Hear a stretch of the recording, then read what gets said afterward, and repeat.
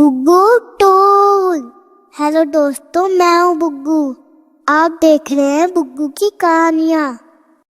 लेकिन तभी परी ने राजा की गर्दन पर तलवार रख दी। परी, तुम ये क्या कर रही हो? मैं तुम्हारी माँ की बात मानकर एक बार नदी के पास जाकर वापस आ जाऊंगा।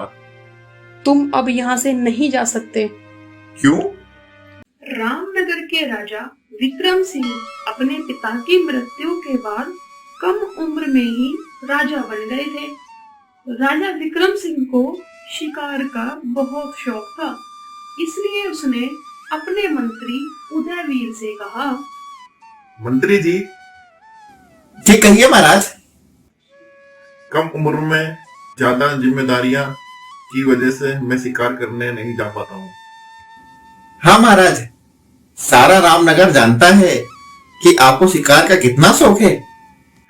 फिर क्या कहते हैं वो, चले? ठीक है महाराज। अगले दिन ही राजा विक्रम सिंह अपने मंत्री उदयवीर के साथ शिकार पर निकल गया। चलते चलते वो एक घने जंगल में पहुंच गए। महाराज, अब शाम भी होने वाली है। मंत्री, मेरे जीवन का नियम है कि मैं जिस काम के लिए निकलता हूँ वह पूरा करके जाता हूँ। ठीक है महाराज। जब तक शिकार नहीं मिल जाता हम कहीं नहीं जाएंगे। ठीक है महाराज, मैं यहीं भोजन की व्यवस्था करता हूँ। ठीक है मंत्री। राजा नदी किनारे एक पेड़ के नीचे लेटकर आराम करने लगा। तभी उसे एक बहुत सुंदर लड़की दिखाई दी जो नदी पर पानी भरने आई थी। कितनी सुंदर लड़की है, बिल्कुल परी जैसी। हाँ महाराज, दिखने में बिल्कुल ऐसी ही है। तुम यही रुको, मैं भी आता हूँ। राजा उस लड़की के पास गया।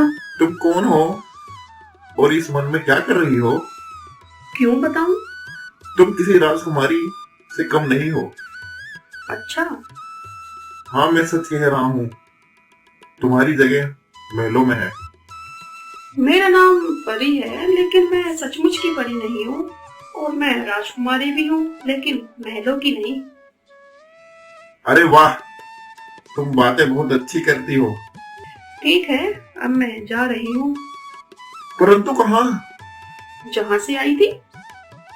अच्छा ये बताओ कि तुम रोजाना यहाँ आती हो? जी हाँ। परी इतना कहकर चली गई, लेकिन राजा विक्रम सिंह उसके पीछे चल दिया।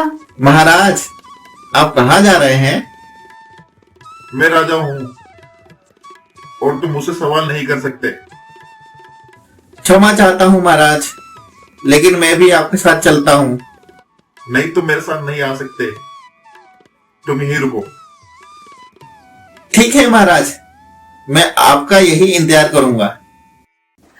राजा विक्रम सिंह बिना किसी सवाल आगे चला जा रहा था और परी का पीछा करते हुए वो एक गुफा में पहुंच गया, जहां एक बूढ़ी महिला बहुत खराब अवस्था में थी। राजा विक्रम सिंह, तुम यहाँ तक आ गए? हाँ, मैं यहाँ कैसे और क्यों आ गया मैं ये नहीं जानता, सिर्फ आ गया। तुम एक मायावी दुनिया में फंस चुके हो। मुझसे मजाक मत कीजिए। ये मेरी बूढ़ी माँ है। ये झूठ बोल रही है। इसने मुझे यहाँ कैद करके रखा हुआ है। तुम मुझे आजाद करा लो। आपकी उम्र का लिहाज कर रहा हूँ। मैं सच कह रही हूँ। आपको शर्म नहीं आती कि आप अपनी बेटी के बारे में कैसी बातें कर रही हो?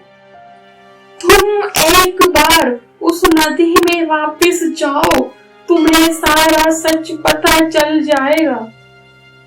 राजा बूढ़ी की बात मानकर इस रहस्य को जानने के लिए तैयार हो गया और बाहर जाने लगा। लेकिन तभी परी ने राजा की गर्दन पर तलवार रख दी। परी, तुम ये क्या कर रही हो? मैं तुम्हारी माँ की बात मानकर एक बार नदी के पास जाकर वापस आ जाऊंगा। तुम अब यहाँ से नहीं जा सकते। क्यों? मैं तुमसे विवाह करना चाहती हूँ। महाराज, इसकी बातों में नहीं आना, ये तुम्हें मार देगी। अगर ये तेरी बात मानेगा, मौत इसे तब भी आएगी। अच्छा, मैं अब समझ गया हूँ। राजा ने भी अपनी तलवार उठा ली और राजा विक्रम सिंह और परी के बीच तलवार से खूब लड़ाई हुई, जिसका परिणाम यह हुआ कि राजा विक्रम सिंह की तलवार एक मटके में लग गई। मटका टूट गया, जिसके बाद परी का सारा माया जाल भी खत्म हो गया और अब बूढ़ी महिला एक सुंदर राजकुमारी बन गई। ये सब क्या था? मैं राजकुमारी अवंतिका हूँ और परी एक बूढ़ी महिला है जो जादू से सुंदर राजकुमारियों को कैद करके रखती है और खुद राजकुमारी का रूप ले लेती है और राजकुमारी को अपना रूप दे देती है, फिर किसी राजकुमार से शादी करके उसको मार देती है। ओह, लेकिन अब उसकी मटके में संचित सभी शक्तियां नष्ट हो गई हैं। अब वो कभी नहीं आएगी। हाँ, तुम्हारा महल कहाँ है? ठीक है, मैं तुम्हें वहां तक छोड़ देता हूँ।